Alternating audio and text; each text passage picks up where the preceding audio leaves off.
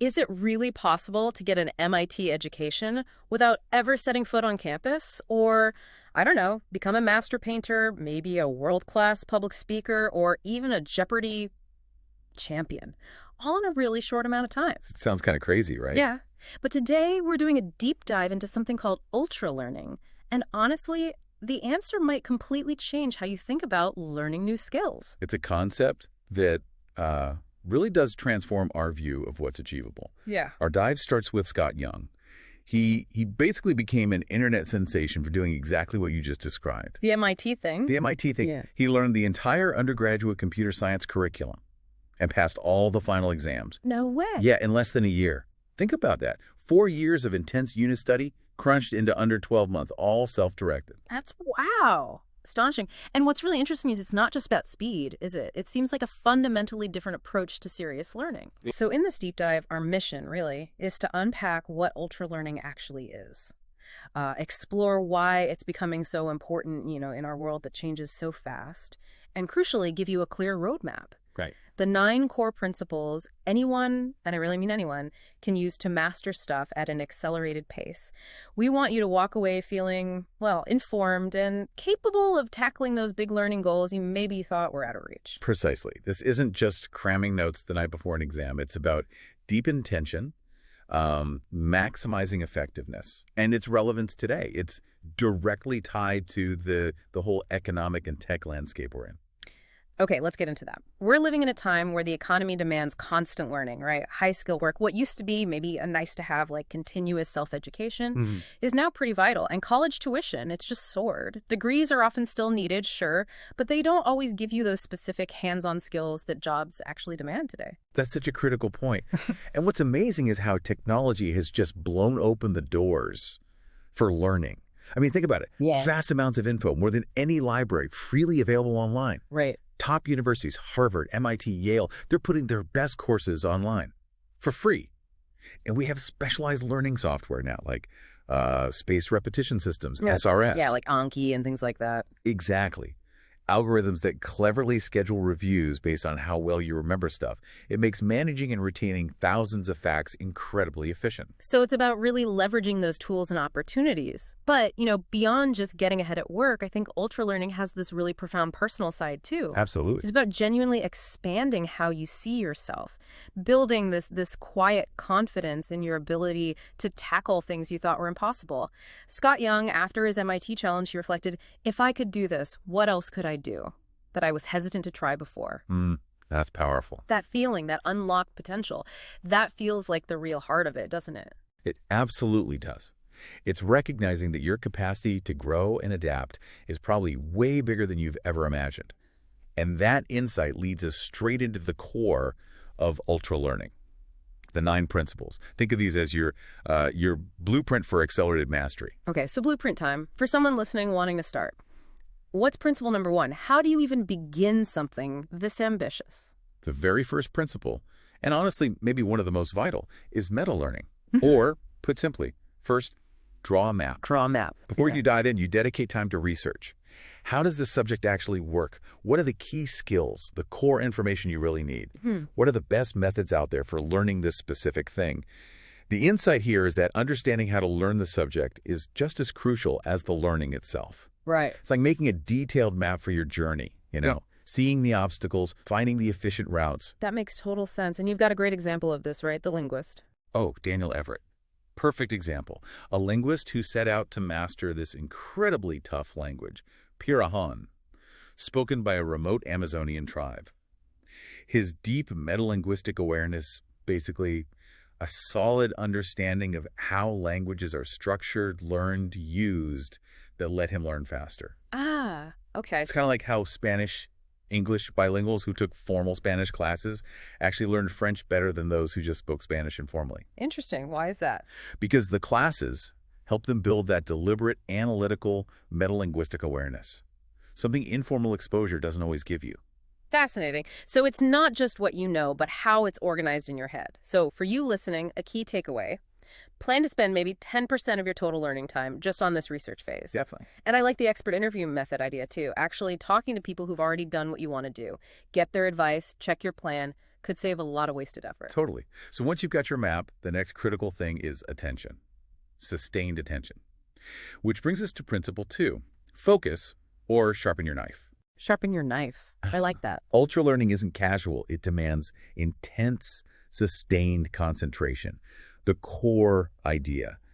Deep work, free from distraction, that's the engine driving accelerated learning. The story of Mary Somerville here really stuck with me. An 18th century mathematician facing huge societal barriers, constant household stuff, but she cultivated incredible focus, denied a candle at night. She'd mentally work through Euclid's problems in the dark. That's dedication. It's incredible, isn't it? Oh. So how do we apply this? First, tackle procrastination. The 5-minute rule is simple but works. Just commit to 5 minutes. Often that's enough to get you rolling. Yeah, just starting is often the hardest part. Exactly. Yeah. And then manage distraction. That's huge.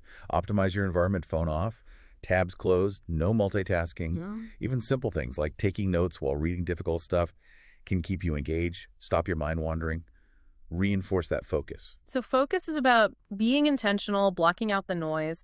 But what about how we learn once we're focused? Is there a best method? Tell us about directness. Ah, yes.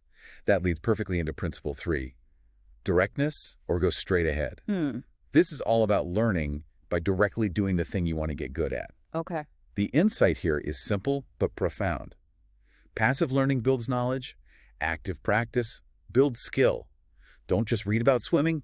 You got to get in the pool. And the examples are so good. Roger Craig, the Jeopardy champ, he didn't just study trivia books. No. He downloaded tens of thousands of actual Jeopardy questions and drilled himself constantly. Exactly. Or Eric Barone, who makes Stardew Valley, he learned game art and music by making the game, redoing stuff over and over until it was right. Or Benny Lewis, the language guy. Speaks tons of languages. Right. Yeah, hyper polyglot. His approach, speak from day one, don't wait till you feel ready to start talking. Wow. And another great one, Vancel Jaiswal, an architecture grad, tough job market. His degree was theory heavy, not the practical blueprint stuff firms wanted. So what did he do? Took a low-paying print shop job, intentionally, just to absorb details from actual architectural blueprints day in, day out, directly learning what firms needed. That's smart. Really direct. And it highlights that classic problem in education, transfer. Applying learning from one context to another. Directness kind of sidesteps that whole issue. You learn in the context, you'll use the skill. So for you listening, the actionable thing is always seek direct practice. And maybe even consider the overkill approach, like Tristan de Montebello practicing public speaking. Oh, yeah, the middle schoolers. Right. He figured Toastmasters might be too nice, but middle schoolers, brutally honest feedback. He upped the challenge to make sure he learned comprehensively. That intense, direct practice, it inevitably shows you where you're weak, which leads straight to principle 4, drill. Attack your weakest point. Okay, drilling down. It means breaking complex skills into smaller parts, then hitting your weakest links with focused, repetitive practice. The insight. Mastery isn't about avoiding mistakes. It's about systematically eliminating weaknesses. Benjamin Franklin was apparently amazing at this. A master. For writing, he'd reconstruct essays from memory, expand notes into full sentences, practice persuasive styles like the Socratic method, being careful not to directly contradict. He found his weaknesses and just hammered away at them. So how do we apply that? How do you find your weak points? You look for the rate-determining steps. What's the one thing that, if you improved it, would give you the biggest overall boost? Then use the direct then drill approach. Practice the whole skill directly that shows you where you stumble. Then isolate those specific weak spots and drill them hard. Okay, direct practice, then drill weaknesses. Yeah. Got it. That feels like it naturally leads into the next one, which is maybe a bit counterintuitive. Retrieval, test to learn. Hugely counterintuitive for many, yeah. Principle 5. It's about actively pulling information from your memory. That act itself is a much more powerful way to learn than just rereading. Right, not just passively reviewing. Exactly. The core insight is the struggle to remember is what makes knowledge stick. Effort becomes durable memory. There was that study, right? Karpik and Heath. Blunt. A landmark study. Students who practiced free recall testing themselves without looking at the material, they absolutely crushed students who just reread or even did concept mapping. Even on a concept mapping test. Even on a concept mapping test, it highlights desirable difficulty. The harder it is to retrieve something like free recall versus multiple choice, the better it sticks long term. We see it everywhere. Ramanujan, the mathematician, constantly retrieving. Mary Somerville, mentally solving problems. Roger Craig, practicing trivia without the answers. So for you listening, this means actively using things like flashcards, especially with SRS software like Anki that optimizes review times. Practice free recall after reading. Turn your notes into questions, the question book method. Create your own challenges for skills. Stop consuming, start testing. And once you start testing, you need to know how you're actually doing. Which brings us to Principle 6. Feedback or don't dodge the punches. Ah, love that title. Getting clear, timely, actionable info on your performance is absolutely essential. The insight, honest feedback, even if it stings a bit, is the fastest way to see where you're off course and correct it. Like Chris Rock testing new jokes. Exactly. It doesn't debut in a stadium. Small clubs like the Comedy Cellar, he wants raw, unfiltered reactions. What's really funny, not just polite laughs. But feedback isn't always helpful, is it? That's a crucial nuance. Not all feedback is equal.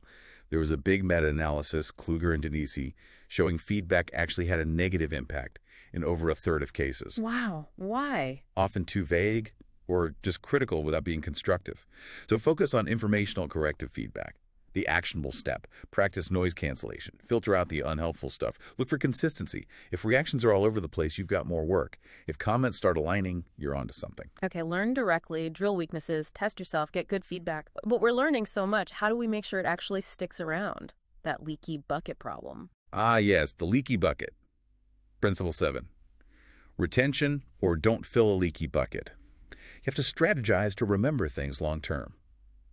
Forgetting is natural. Our brains are designed for it in some ways. The insight is, remembering isn't just about the initial learning. It's about actively fighting, forgetting, with deliberate strategies. The Scrabble champion example is wild here. Nigel Richards. Incredible story. Won the French Scrabble championship without speaking French. Ow. By meticulously memorizing letter patterns and valid word combinations. For Scrabble, meaning doesn't matter, just the visual patterns, he understood the retention needed for that specific skill. Our brains forget for various reasons, decay over time, interference from other memories, losing the right cues. So how do we plug the leaks in our bucket? Okay, several mechanisms. First, spacing. Spread out learning over time. Way better than cramming. Sco Young, during the MIT challenge, switched to taking classes in parallel, partly for this reason. SRS software automates this brilliantly. Okay, spacing, not cramming. What else? Second, proceduralization. Automate core skills till they're effortless. Think basic math facts, programming syntax, common language phrases. Practice until it's second nature. Got it. Third, overlearning. Practice beyond just getting it right. Go past initial mastery. This builds durability. It's why some MIT challenge reflexes stuck years later. They were drilled way more than strictly needed. Makes sense. Like muscle memory. Kind of, yeah. And finally, mnemonics. Memory tricks. Not foundational, but powerful for dense info like vocabulary. The keyword method, linking sounds and images. Okay, so we've covered acquiring, retaining, but what about really getting it? That deep intuitive understanding. Now we're getting deep. Principle 8. Intuition. Dig deep before building up. This is about moving beyond just memorizing facts to getting a flexible, deep grasp of concepts. Feeling it in your bones, almost. Exactly. The core insight. True understanding comes from actively playing with ideas, challenging assumptions, building mental models, not just collecting facts. Richard Feynman is the gold standard here, right? Richard Feynman is the gold standard here, right? Absolutely. The Nobel-winning physicist. His magic wasn't just raw IQ, it was this cultivated intuition. He was always playing with concepts, pushing them, making up concrete examples. If someone explained something, he'd invent scenarios. If the explanation didn't fit his scenario, he knew something was wrong, either in his understanding or theirs. That's brilliant. It tackles that illusion of explanatory depth, doesn't it? Perfectly, like Rebecca Lawson's bicycle drawing experiment. Most people think they know how a bike works. Until they try to draw one. Yeah, I remember that. Suddenly you realize you don't know where the chain actually goes. Exactly. We overestimate our understanding all the time. So Feynman's rules for building intuition, basically. Don't give up easily on hard problems. Wrestle with them. Prove it. Explain ideas simply, like teaching someone. And always, always start with concrete examples, analogies, visualizations. Make the abstract tangible. Make the confusing feel obvious. I like that. Okay, deep understanding. Which leads us to the 9th and final principle. This feels like it's about continued growth. It absolutely is. Principle 9, experimentation. Explore outside your comfort zone. As you get better, learning often involves unlearning old habits and actively trying new methods. even ones that feel weird at first. Pushing the boundaries. Precisely. Yeah. The core insight. Innovation in learning, like any skill, comes from being willing to break convention and explore new paths. Vincent van Gogh is the example here, right? His journey. Incredible journey. He relentlessly pursued different styles, different methods, painting constantly, experimenting until he found his unique extreme style. He dived deep into one approach, realized its limits, then consciously pivot to another, a constant cycle. Hypothesis, experiment, result. That's what led to his iconic work. Wow, so it ties into that growth mindset idea. Directly. Believing improvement is possible, actively seeking new ways, not thinking your abilities are fixed, recognizing there's no single right way to learn everything. So, actionable steps. Try copying or emulation, break down great examples to see why they work. Compare methods side by side. Do your own little experiments, A/B test learning techniques for you. Introduce new constraints. Limit yourself somehow to force creativity. Or explore the extremes, like Van Gogh's bold colors.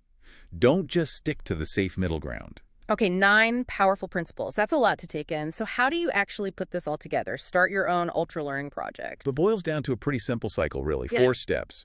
First, research. You talked about meta-learning, right? Map it out. Define your purpose, find resources, set benchmarks. Why are you learning this? How will you measure success? Step 1, research. Makes sense. Second, schedule time. Prioritize it. Commit to specific learning blocks. Don't just find time, make time. Sco Young, before MIT, wrote down a hypothetical 7 a.m. to 6 p.m. study schedule. He rarely hit it perfectly. Right. But the act itself set the commitment. Treat those blocks like important appointments. Okay, research, schedule. Then. Third, execute. This is where you do the work. Start learning. But crucially, keep monitoring yourself against those 9 principles. Ask, am I focused? Direct, drilling, retrieving, getting feedback, retaining, understanding, experimenting. That constant self-check is key. Execute and monitor. And finally, review your results. When the project's done, or at milestones, analyze what worked, what didn't, which principles did you nail, where could you improve. Use that to plan the next thing. And after a project, think about maintenance, regular practice, plan relearning later, or just integrating it into low-intensity habits like reading in the field, listening to podcasts, like this one. Keep the mind engaged. It's important to touch on talent versus strategy again, I think. Definitely. Natural talent is real. It influences things. But applying these strategies will make you a better learner, no matter your starting point. It's a middle position. Acknowledge differences, but emphasize that method and practice can overcome almost anything. And underlying it all, motivation. Gotta have it. An inspiring goal. Be aware of how competition affects you. Sometimes it helps, sometimes it hurts. Think of the Polgar sisters in chess, raised via intense ultra-learning. Ultimately, you have to make learning a priority. So wrapping up this deep dive, ultra-learning, it's this powerful, really intentional way to rapidly pick up tough new skills, designing your own intense, self-directed learning, moving past just consuming info to actively, strategically mastering it. It's a massive call to action, isn't it? For anyone feeling limited by traditional learning, it reminds us our potential for growth is probably way bigger than we think, and the path to unlocking it is through our own deliberate effort. Exactly. So for you listening right now, what's that ambitious skill, that body of knowledge you've always wanted to tackle? A language, coding, a creative skill. What could you actually achieve if you applied these ultra-learning principles to your next big project? The possibilities, honestly, when you learn with this kind of intention, they feel limitless.